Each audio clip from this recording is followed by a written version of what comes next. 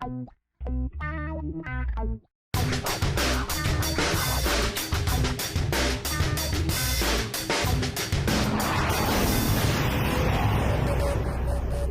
evening, everyone. Once again, thank you for joining us for another of Community Class interviews. And as you know, with Community Class, we're not concerned about how many followers you have. It's all about bridging the gap and introducing you to the next generation's leaders. Once again, we had Mr. Gabe De Guzman come and bless the Community Class at Epicenter, and it was epic at the center. Every last bit of it. It's so epic that we still got sounds of the quake going on above us. But thank you very, very much once again for coming, man. And can you give us a little bit of an update as to what you're doing since the last time you taught community class? So the last community class I taught was 3 years ago in 2019, pre-pandemic. Things that have changed, things that I've updated. I had a side part before, but now we're rocking here at the middle part. You already know what I mean. Other than that, I have graduated high school. I'm now doing college, and I am still continuing on with my professional life in the industry. And ever since then, some of the biggest credits that I can say to now add to my resume is that I have been very much recently working in the choreography field. So you can catch me on CBS's Come Dance With Me that are airing Fridays. I'm so grateful to be a part of that. That was my first ever choreography gig, kind of just like putting my own name on it, and for it to be for a national series was quite amazing. We filmed it in Australia last year at about this time. So it's very nostalgic going back and seeing all the work that I went to go put in. Aside from choreography, I'm still doing a lot of dance stuff. One of the very big things I got to work on is actually perform with BTS on their Permission to Dance on Stage concerts. Have been some of the best experiences of my life. They are so energetic, and their army is absolutely crazy. Nothing but energy. No other fan base. Nothing but energy, yeah. You know, I'm always staying busy. I'm always finding ways to up my game. I'm getting much more into teaching bases now, and I have a lot more choreography things coming up, which you guys will see very, very soon. All right. So how do you feel like as far as choreographing and dancing on those two aspects? Can you talk about what the biggest difference that you see coming from choreographing for classes or for the show and dancing for such a big name like BTS that's nothing but just straight up professionalism, and you get out there and you have nothing but thousands upon thousands of people watching as opposed to TV? Like, what's the biggest difference that you can see?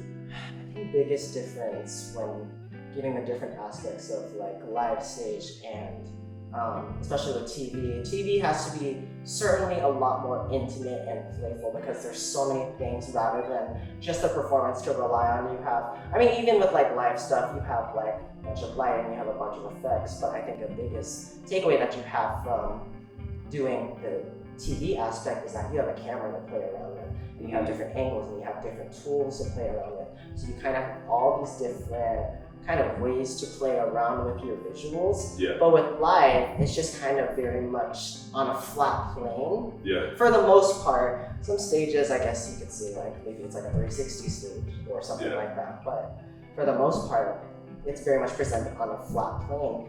And the only way is to just go for it because you have millions and jillions of people to perform to. So I think that's the biggest difference when it comes to either choreographing or dancing on TV, and besides doing it on stage. But you know, with both of them, you gotta give it your all. Yeah. Do you find that it's more gratifying being able to see your work on the screen, or seeing a glimpse of your work on like a video that someone took of the concert or something like that? It's been such a great experience getting to transition into choreography because now I don't very much like rely on myself to present my work. I get to set this work on other people. And though sometimes it may seem like a challenge where it's like either I don't see it as like what I envisioned it in the first place, it's kind of cool to just let it see or let it become more of whoever's presenting the piece, like let it become their own. So that's a really cool aspect, I think, of like setting choreography on someone, and that's especially the thing that I like to do in my classes as well. It's just like give you the blueprint. I very much love seeing people put in their own character into everything, because that's kind of one of the ways that I kind of found myself through growing in the industry is I was given the opportunity to just show who I am, and I don't want to let that stop for the next generation. Okay, all right. So then, you being now leading, like literally, you are now a leader of this next generation, and whether people know it or not, you're affecting what they are loving. Like your work is being put out there in a way that a lot of people are exposed to, and not only that, they're inspired by it. You know, how does that feel? It's very full circle because, you know, I was just once in their very shoes, and I was just talking to some people upstairs that were complimenting me on kind of the way that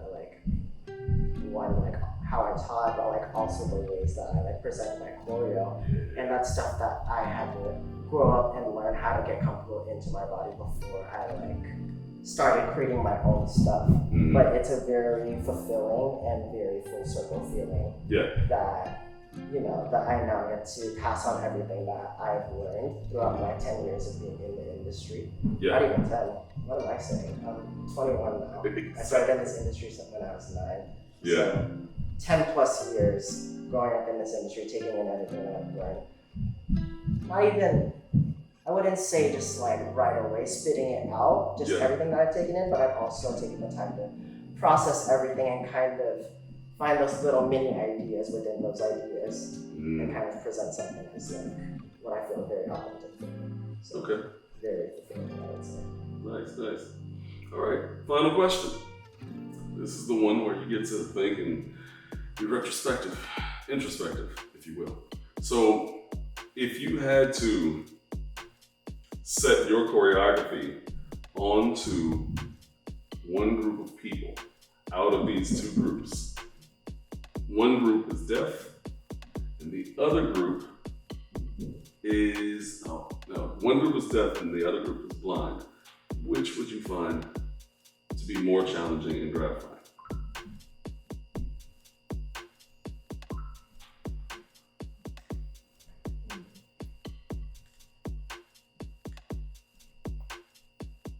That's an interesting question, but from what I've seen through people that actually deal with this in the industry, there's always a way. Exactly. So I wouldn't give any doubts to either of the groups, to be very honest. Okay. Which would be the one you would want to set on first? What do you want to set on first? That's interesting. I don't know. That's such a weird question.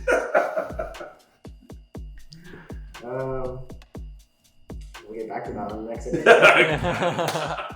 got it. Thank you once again for joining us. Thank you very, very much for all of your talent, all of your knowledge, and thank you for being who you are, man. Join us once again next week for another edition of the Community Class. Who's come to teach? I know, but you might not, unless you come to class. And once again, this is the Community Class. I'm Philemon Hardy-Moore. We out.